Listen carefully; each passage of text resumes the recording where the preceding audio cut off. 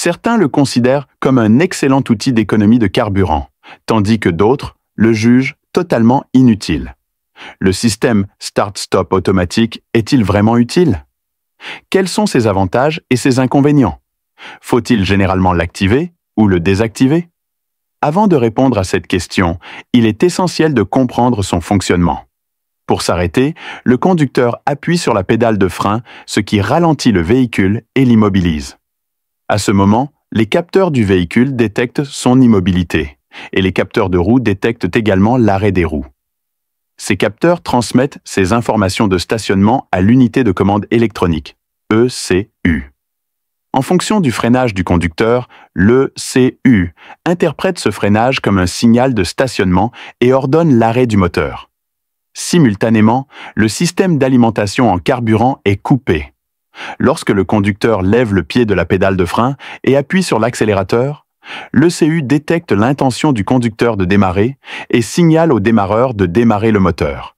Parallèlement, la batterie est alimentée, alimentant le démarreur. Les avantages du système Start-Stop automatique sont évidents: économie de carburant, réduction des émissions et amélioration des performances environnementales. À un feu rouge, à l'arrêt ou dans les embouteillages, le moteur s'arrête, évitant ainsi les émissions de carburant et de gaz d'échappement. Cependant, ces inconvénients sont évidents. Premièrement, les démarrages et arrêts répétés du moteur nécessitent une utilisation fréquente de la batterie et du démarreur. Par conséquent, la technologie Start-Stop automatique sollicite davantage ses batteries et ses moteurs, ce qui augmente naturellement leur coût. Une batterie standard coûte entre 300 et 400 yuan, tandis qu'une batterie spécialement conçue pour la technologie Start-Stop automatique peut coûter plus de 1000 yuan. Malgré sa qualité supérieure, les redémarrages fréquents du moteur peuvent causer des dommages plus importants. Une batterie de voiture standard dure 5 ans, tandis qu'une batterie équipée de la technologie Start-Stop automatique dure 2 ans. Il en va de même pour le démarreur, dont la durée de vie est plus courte. On ignore si les économies de carburant réalisées grâce à 2 années de technologie Start-Stop automatique couvriront le coût des batteries et des démarreurs. Deuxièmement, dans les embouteillages, les vibrations causées par les démarrages fréquents du moteur peuvent être gênantes. Troisièmement, lorsque le moteur est éteint, la climatisation ne fonctionne pas. En effet, le compresseur de climatisation consomme de l'énergie.